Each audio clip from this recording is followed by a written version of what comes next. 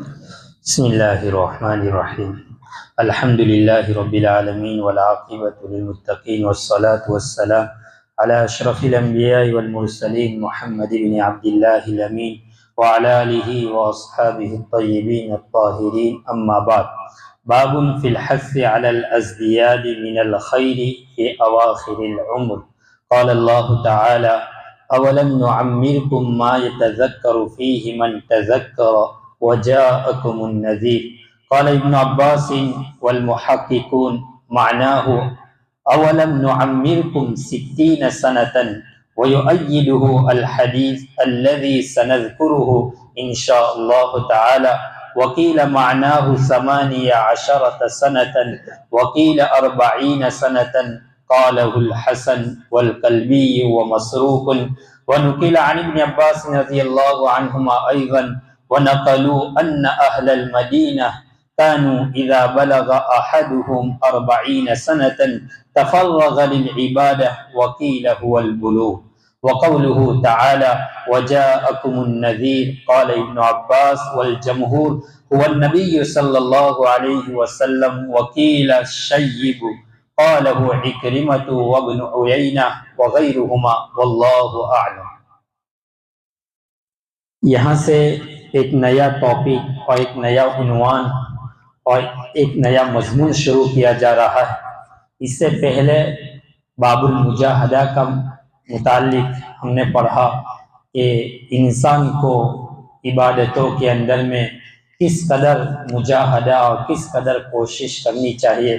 اب اس باب کو لا کر صاحب کتاب امام نووی رحمۃ اللہ علیہ نے جو عنوان قائم کیا ہے وہ یہ ہے کہ انسان کو زندگی کے آخری ایام اور آخری دنوں میں عبادتوں میں خوب محنت اور مشقت اٹھانی چاہیے۔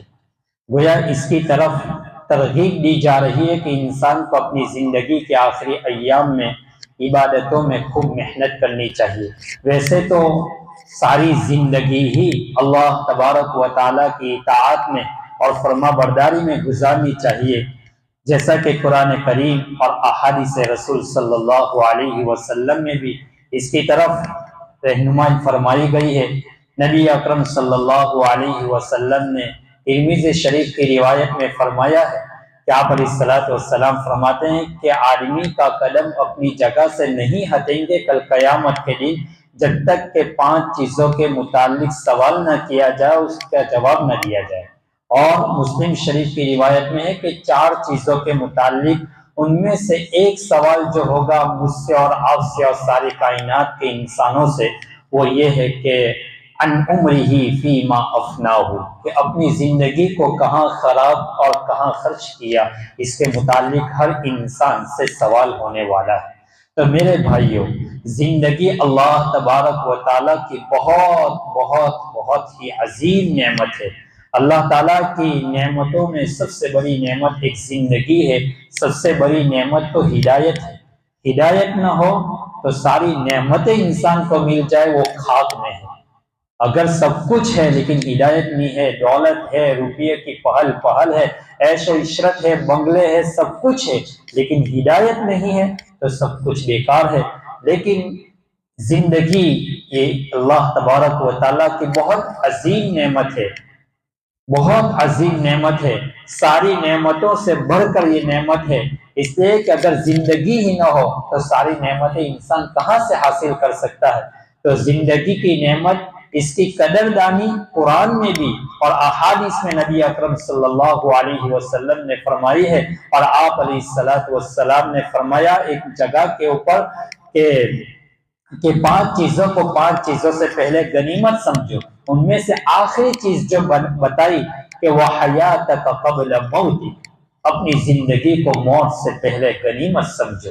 تو بہرحال اس عنوان کو قائم کر کے مجھے اور آپ کو سب کو اس بات کی طرف رہنمائی فرما رہے ہیں کہ انسان کو اپنی زندگی کے آخری ایام میں، آخری دنوں میں سب کچھ تجارت چھوڑ چھاڑ کر، سب مشاغل چھوڑ کر اللہ کی عبادت کے لیے اپنے آپ کو فارغ کر دینا چاہیے اور یکسو ہو جانا چاہیے۔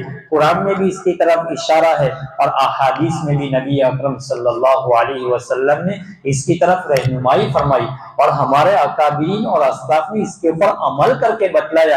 ابھی ماضی قریب ابھی حضرت پیر ذوالفقار نقشبندی رحمت اللہ علیہ جو اللہ کو پیارے ہو گئے، حضرت خود اپنی زبان سے بیان کرتے ہیں کہ میں نے پہلے سے عہد کیا تھا اور اپنے آپ سے یہ وعدہ کیا تھا کہ جب میری زندگی کے 40 سال ہو جائیں گے میں سب کچھ چھوڑ چھاڑ کر اپنے آپ کو اللہ کی عبادت کے لیے وقف کر دوں گا۔ آپ اندازہ لگائیے کہ جس کی زندگی کا، جن کا جو انجینئر تھے اور بہت بڑے انجینئر تھے، ایک دن کے 1,00,000 روپیہ تنخواہ تھی حضرت کی، اور حضرت خود بیان کر رہے ہیں کہ میں جس جگہ جاب کر رہا تھا تو کسی جگہ کوئی مشین وغیرہ خراب تھی تو میرا جو سیٹ تھا، جو باس تھا، انہوں نے مجھے اس ملک کے اندر میں 7 دن کے لیے بھیجا اور 7 دن میں 7,00,000 روپیہ لے کر آیا تھا۔ اتنی بڑی جاب کے ایک دن، ایک مہینے کی نہیں، ایک دن کے 1,00,000 روپیہ تنخواہ تھی۔ آپ اندازہ لگائیے اس شخص نے یہ اپنی زندگی سے یہ عہد کیا تھا اپنے آپ سے کہ میری زندگی کے جب 40 سال ہو جائیں گے تو میں اپنے آپ کو کیا کر دوں گا؟ اللہ کی عبادت کے لیے فارغ کر دوں گا۔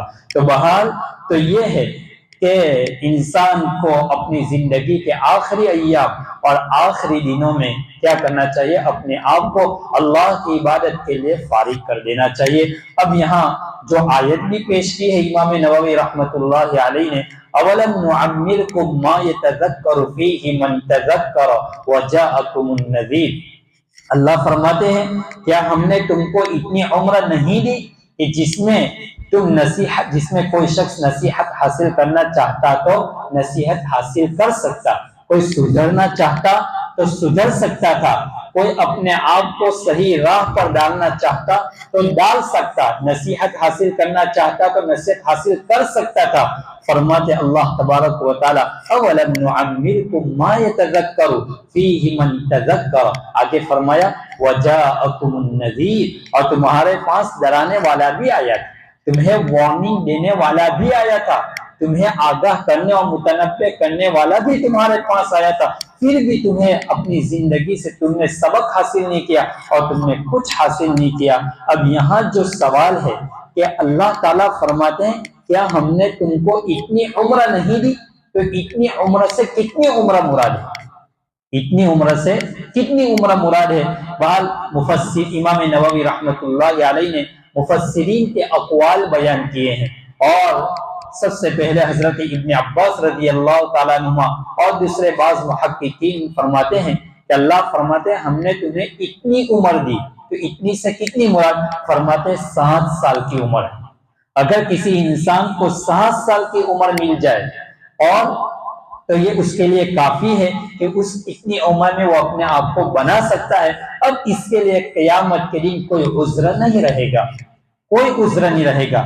بعض حضرات فرماتے ہیں کہ اتنی عمر سے 40 سال کی مراد ہے، کہ جس انسان کو 40 سال کی عمر مل جائے تو گویا اس کو اتنی عمر مل گئی کہ جس میں وہ کچھ سبق حاصل کرنا چاہے تو کر سکتا ہے، اس کے اندر میں اپنے آپ کو جیسا بنانا چاہے بنا سکتا ہے، جیسا حسن بصری رحمت اللہ علیہ، مسروق اور قلبی رحمت اللہ علیہ وغیرہ فرماتے کہ 40 سال ہے، اور بعض حضرات فرماتے ہیں کہ 18 سال کی عمر ہے۔ بہرحال تو یہ ہے کہ انسان کو اتنی عمر میں اپنے آپ کو بنانا چاہیے۔ امام نووی رحمت اللہ علیہ فرماتے ہیں کہ اہل مدینہ والوں کی عمر جب 40 سال ہو جاتی تو سارے کاروبار سے اپنے آپ کو فارغ کر دیتے تھے اور اللہ کی عبادت کے لیے مشغول ہو جاتے تھے، اور فرماتے اہل مدینہ کی جب 40 سال کی عمر ہو جاتی تو بستروں کو لپیٹ دیتے،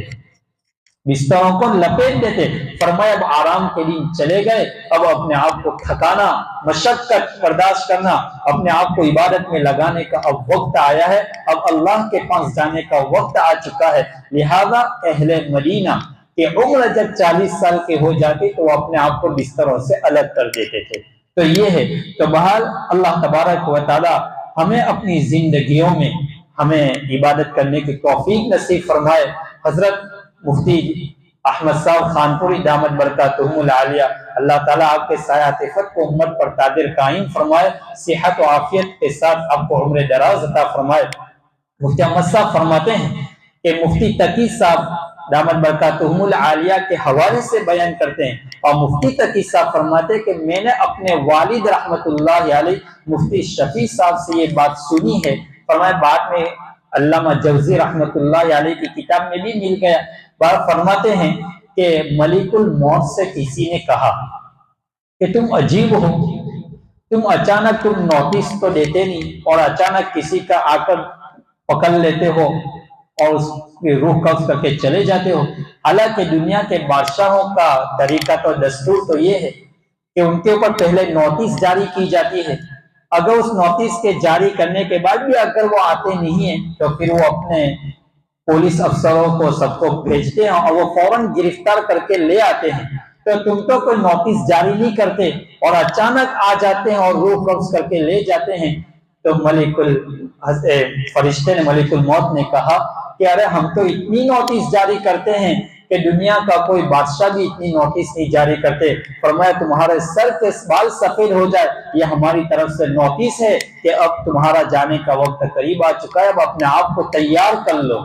फरमाते हैं तुम्हारी आंखों की बीनाई में कमजोरी आ गई ये हमारी तरफ से नोटिस है। तुम्हारे पैरों के घुटनों में दर्द का शुरू होना ये हमारी तरफ से नोटिस है। फरमाया तुम्हारे हाथों में जिस्म में कमजोरी का आ जाना ये हमारी तरफ से नोटिस है। इतनी सारी नोटिस तो हम भेजते हैं, इतनी सारी नोटिस तो कोई नहीं भेजता। फिर भी अगर कोई शख्स अपने आप को इसके लिए तैयार न करे तो फिर कल कयामत के दिन अल्लाह तबारक व तआला के यहाँ उसके पास कोई उज़्र बाकी नहीं रहेगा, कोई उज़्र बाकी रहे। जैसे कि पहली हदीस में ले अल्लाह के रसूल सल्लल्लाहु अलैहि वसल्लम की हदीस नकल की है कि अगर किसी इंसान को ये उज़्र बाकी नहीं, किसी इंसान को उज़्र करने का इख्तियार नहीं है जिसकी मौत को मुअख्खर कर दिया जाए कितने साल तक, हत्ता बलग 60 सनतन, जिसकी उम्र 60 साल तक पहुंच गई फिर भी उसने अपने आप को इबादत में मशगूल नहीं किया, अपने आप को फारिग नहीं किया, वही जिंदगी गुजारते रहे तो फरमाया इस इंसान को कल कयामत के दिन अल्लाह के सामने किसी चीज का इख्तियार न रहेगा। वो अल्लाह को ये नहीं कह सकता कि बारी ताला मुझे दोबारा मौका दे दिया जाए। हालांकि इंसान कहेगा, कुरान में है कि वो कयामत के दिन अल्लाह के सामने कहेगा कि अल्लाह हमें दुनिया में दोबारा भेज दीजिए ताकि हम खूब इबादत करें, लेकिन अब तो फसल कट चुकी है, अब तो वहां तो खेती के काटने का वक्त है। जब इंसान 40 साल की उम्र हो जाती है तो रोजाना जब सुबह में सूरज तुलू होता है तो फरिश्ता कहता है ए इंसान तेरी जिंदगी के 40 साल पूरे हो चुके हैं, अब अपने आप को मशगूल कर दे, तैयारी में लग जा। फिर जब इंसान की उम्र 50 साल की हो जाती है फरिश्ते रोजाना उसके कान में आवाज देते हैं रोजाना सुबह में, ए इंसान तेरी जिंदगी के 50 साल खत्म हो चुके हैं, अब खेती के काटने का वक्त करीब आ चुका है, खेती के काटने का वक्त करीब आ चुका है, अब अपने आप को तैयार कर ले। जब इंसान की 60 साल की उम्र हो जाती है फिर फरिश्ता ऐलान करता है ये इंसान तेरी जिंदगी के 60 साल गुजर चुके, अब अजाब का वक्त आ चुका है, क्या तू अल्लाह का अजाब को भूल गया? फरिश्ता उसके कान में कहता है क्या तू अल्लाह के अजाब को भूल गया?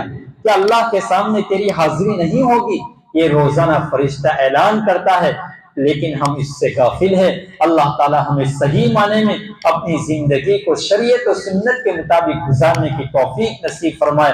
बहरहाल तो इसके अंदर में ये बताया कि इंसान को चाहिए कि अपने उम्र से फायदा उठाए। अल्लाह ताला ने जो ये जिंदगी दी है लोग इस जिंदगी में एंजॉय करते हैं, फिर कहते हैं कि हम तो मुसाफिर है, घूमो सफर करो अय्याशी करो, अगर बाद में जिंदगी भी रही तो जवानी ना रही। आज ही मैंने सुना किसी ने लगाया था कि भाई ये जिंदगी है, हम मुसाफिर है, सफर में गुजारो एंजॉय करो। फिर आगे है कि जब अगर एंजॉय नहीं करोगे तो जवानी नहीं रहेगी, और जब जवानी ही नहीं रहेगी तो फिर सफर और अय्याशी कैसे करोगे? लिहाजा नहीं, अल्लाह ने हमें इस दुनिया में भेजा है कि इंसान तो अपने आप को तैयार कर ले। तो बहर नबी अकरम सल्लल्लाहु अलैहि वसल्लम जब मक्का फतह हुआ तो उस वक्त अल्लाह के रसूल सल्लल्लाहु अलैहि वसल्लम अल्लाह ताला ने भी आपको कहा कि मोहम्मद जब मक्का फतह हो जाए तो फसब्बिह बिहम्दि रब्बिका वस्तगफिर, अब अपने आप को हम्द तस्बीह اور استغفار نماز میں آپ لگ جاؤ، اللہ سے استغفار طلب کرو۔ اس لیے تو حضرت عمر رضی اللہ تعالیٰ عنہ کی مجلس جب لگتی تھی دورہ خلافت میں امیر المومنین، تو بہت سارے صحابہ آتے تھے جو بدر میں شریک تھے، تو ان میں ساتھ میں چھوٹی عمر کے جو صحابی تھے وہ حضرت عباس تھے، حضرت عبداللہ ابن عباس تھے۔ تو کچھ صحابہ کو اشکال ہوا کہ بھائی ہمارے بچے جو وہ بھی ان کی عمر کے ہیں، کہ ان کو تو اس مجلس میں آنے نہیں دیتے، اور عبداللہ ابن عباس کو اتنا بڑا مقام دیا، حالانکہ اس کی عمر تو چھوٹی ہے، اس کو کسی اور وقت میں بلا کر اگر بات کرنا ہو تو کرے۔ حضرت عمر رضی اللہ تعالیٰ عنہ ان کی اشکال سمجھ گئے، ان کی اس اعتراض کو سمجھ گئے، تو حضرت عمر رضی اللہ تعالیٰ عنہ نے فرمایا کہ میں ان کو اس لیے یہ مقام دیتا ہوں اور یہ موقع دیتا ہوں کہ رسول اللہ صلی اللہ علیہ وسلم کے خاندان کے وقتی طور پر تو یہ جواب دے دیا، بعد میں ایک موقع کے اوپر مجلس لگائی گئی بڑے بڑے صحابہ، اور اس میں حضرت عمر رضی اللہ تعالیٰ عنہ نے فرمایا کہ اذا جاء نصر اللہ والفتح، کہ جب اللہ کی مدد آئے تو وَرَأَيْتَ النَّاسَ يَدْخُلُونَ فِي دِينِ اللَّهِ أَفْوَاجًا، اور لوگ اسلام میں فوج در فوج جوک در جوک داخل ہو جائے، تو اب آپ اپنے آپ کو فارغ کر دیجئے، اس سے کیا مطلب ہے، اس کا کیا مطلب ہے؟ تو کسی صحابہ نے یہ کہا، کچھ صحابہ نے، کہ جب اللہ تعالیٰ کی طرف سے کامیابی ملے، فتح مل جائے تو آپ شکر کرو، اللہ تعالیٰ کی حمد کرو۔ کسی نے کچھ نہیں کہا، خاموش رہے۔ حضرت عمر رضی اللہ تعالیٰ عنہ نے چھوٹے سے صحابی حضرت عبداللہ ابن عباس سے فرمایا کیا تم بھی یہی کہنا چاہتے ہو؟ فرمایا نہیں۔ کیا کہنا چاہتے ہو؟ فرمایا اس صورت کے اندر میں نبی اکرم صلی اللہ علیہ وسلم کی دنیا سے روانگی کی طرف اشارہ کیا ہے کہ اب مکہ فتح ہو چکا ہے، لوگ اسلام میں جوب در، اب آپ کا کام ہے کہ عبادت میں لگ جائے۔ حضرت عمر کہتے ہیں میری رائے بھی یہی ہے جو تم کہتے ہیں۔ اس وقت سارے صحابہ سمجھ گئے کہ حضرت عمر نے جو اپنی مجلس میں جو مقام دیا حضرت عبداللہ ابن عباس کو اسی دنیا میں، تو یہ ہے علم۔ بہر میرے بھائیوں، اللہ تبارک و تعالیٰ مجھے اور آپ کو صحیح معنی میں زندگی گزارنے کی توفیق نصیب فرمائے۔ رمضان المبارک بالکل قریب آ چکا ہے، ہمیں اس کے آنے سے پہلے ہمیں اس کی تیاری کرنی چاہیے۔ ہمارے گھر ایک مہمان آتا ہے تو ہم اس کے کیسے ویلکم اور استقبال کرتے ہیں اور ہمارا دل خوش ہوتا ہے، تو رمضان کے آنے سے پہلے ایک مومن کا دل بھی خوش ہونا چاہیے، خوش ہونا چاہیے، اور اپنے آپ کو ساری ضروریاتوں سے فارغ کر دینا چاہیے۔ بہت سارے حضرات رمضان کے آخری عشرے کو بازاروں کے حوالے کر دیتے ہیں، ہوٹلوں کے حوالے کر دیتے ہیں۔ ارے ایسی راتوں میں تو اپنی مغفرت کروانے کے ایام ہوتے ہیں، اللہ سے لینے کا وقت ہوتا ہے۔ بہت سارے دنیا کے اندر میں بستی ہیں جو پچھلے رمضان سے پہلے صحیح سالم تھے، لیکن اس رمضان کے وقت وہ نہیں۔ اللہ نے ہمیں موقع دیا ہے تو ہمیں اس کی قدردانی کی توفیق، اس کی قدردانی کرنی چاہیے، اللہ سے دعا مانگنی چاہیے۔ اللہ پورا رمضان کا مہینہ ہم سے ایسے وصول کروانا، تم اپنے آپ کو جتنا تھکاؤ گے، پچھلے سال جتنا تھکایا تھکاوٹ ختم ہو گئی، اجر لکھا گیا۔ اس رمضان میں بھی خوب تھکاؤ اپنے آپ کو، تھکاوٹ تو ختم ہو جائے گی لیکن اجر ہمیشہ کے لیے باقی رہ جائے گا۔ اللہ تبارک و تعالیٰ مجھے اور آپ کو صحیح معنی میں اس کی قدر کرنے کی توفیق نصیب فرمائے۔ وآخر دعوانا ان الحمدللہ۔ بسم اللہ الرحمن الرحیم۔ اللہم لک الحمد کلہ ولک الشکر کلہ ولک الخلق کلہ بیدک الامر کلہ انک علی کل شیء قدیر۔ اللہم لا احصی ثناء علیک انت کما اثنیت علی نفسک۔ اللہم صلی وسلم علی سیدنا محمد وعلی آل سیدنا محمد مبارک وسلم۔ اے اللہ ہمارے گناہوں کو معاف فرما، خطاؤں سے درگزر فرما، سیئات کو حسنات سے بدل فرما۔ اللہ ہم سے راضی ہو جائیے، اعمال صالحہ کرنے کی ہم سب کو توفیق نصیب فرما، ہم سب کو نیک بنا، صالح بنا، متقی بنا، پرہیزگار بنا، قابلیت اور قبولیت عطا فرما، دین کا داعی اور دین کا شیدائی بنا۔ اللہ رمضان المبارک کا مہینہ بالکل قریب آ چکا ہے، ہمارے سروں کے اوپر سایہ فگن ہونے والا ہے۔ اللہ ہمیں صحیح معنی میں رمضان المبارک کی قدر کرنے کی توفیق نصیب فرما، اعمال صالحہ کی خوب توفیق نصیب فرما، تراویح روزوں کا اہتمام کرنے کی توفیق نصیب فرما، تلاوت قرآن کی توفیق نصیب فرما۔ اے اللہ آپ ہم سے راضی ہو جائیے اور اپنے رضا والی زندگی ہم سب کو نصیب فرما۔ اے اللہ یہ تیرے جتنے بندے بیٹھے ہیں سب کو قبول فرما لیجئے، سب کی ضرورتوں کو اپنے خزانہ غیب سے پوری فرما۔ اے اللہ سب سے تو راضی ہو جا، اللہ سب سے تو راضی ہو جا، ہم سب کی مغفرت فرما۔ اے اللہ یہ بڑی محبت میں بیٹھتے ہیں، تیرے نبی کی باتیں سننے کے لیے بیٹھتے ہیں، اللہ انہیں قبول فرما، اور قیامت کے دن ہمیں اپنے نبی کے ساتھ ہمارا حشر فرما۔ جس محبت سے یہ سن رہے ہیں اللہ تو ہی اپنی طرف سے بہترین بدلہ نصیب فرما، ان کی ضروریاتوں کو پوری فرما۔ اللہ انہیں قبول فرما، اشاعت اسلام کے لیے قبول فرما۔ اے اللہ ہمیشہ یہ سلسلہ جاری اور ساری رہے، ایسی ہدایت ہم سب کو عطا فرما، ایسے فیصلے فرما۔ اللہ ہمیں محدث مفسر بنا، ہماری نسلوں میں علماء ربانیین، محدثین، مفسرین، حفاظ، عالم پیدا فرما، ہمیں قبول فرما، آنے والے تمام چھوٹے بڑے فتنوں سے ہماری حفاظت فرما، عافیت والی زندگی نصیب فرما، برکت والی روزی نصیب فرما۔ ہماری دعاؤں کو محض اپنے فضل و کرم سے جناب رسول اللہ صلی اللہ علیہ وسلم کے صدقے قبول فرما۔